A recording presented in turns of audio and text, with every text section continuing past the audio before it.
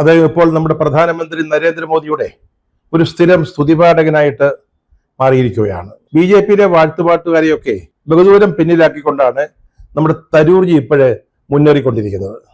കഴിഞ്ഞ ദിവസം ഡൽഹിയിൽ രാംനാഥ് ഗോയങ്ക സ്മാരക പ്രഭാഷണം ഉണ്ടായിരുന്നു. ഇന്ത്യൻ എക്സ്പ്രസിന്റെ മുൻകാല പത്രം സംഘടിപ്പിച്ച ചടങ്ങാണ്. അതിന് ക്ഷണമുണ്ടായിരുന്നു നമ്മുടെ തരൂരിന്. പക്ഷെ അദ്ദേഹത്തിന് കടുത്ത ജലദോഷവും ചുമയുമായിരുന്നു. സാധാരണഗതിയിൽ ചുക്കു ചേർത്ത കരിപ്പട്ടി കാപ്പിയും കുടിച്ച് ഈ ഡൽഹിയിലെ കുടിലില് പുതച്ചുമുടി കിടന്ന് ഉറങ്ങേണ്ടതാ. പക്ഷേ പ്രസംഗിക്കുന്ന ആരാ? നമ്മുടെ പ്രധാനമന്ത്രി മോദിയാ. പോകാതിരിക്കാൻ പറ്റുമോ?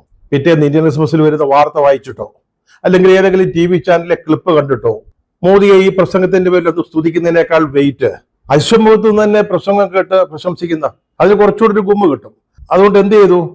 തണുപ്പിനെയും ജലദോഷത്തെയും ഒക്കെ നേരിടാനുള്ള വേഷഭൂഷാദികളൊക്കെ അണിഞ്ഞ് ഏറ്റവും മുമ്പിൽ തന്നെ ചെന്നിരുന്നു.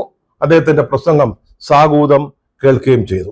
അതേപോലെ വലിയ ഗംഭീര പ്രസംഗമായിരുന്നു മോദിയുടേത്. അല്ലെങ്കിൽ അങ്ങനെ നമ്മുടെ ശശി തരൂരിന് തോന്നി ഗംഭീര പ്രഭാഷണം ആണെന്ന്. കോൺഗ്രസിനെയും ജവഹർലാൽ നെഹ്റുവിനെയും ഒക്കെ പരോക്ഷമായി വിമർശിക്കുന്ന ചില ഭാഗങ്ങൾ ശശി തരൂരിനെ ഹഠാത് ആകർഷിച്ചത്.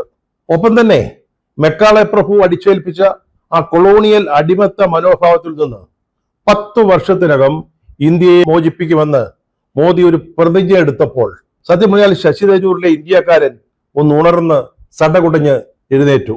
ഗണഗീതത്തിന്റെ 2 വരികൾ മനസ്സിൽ പാടുകയും ചെയ്തു.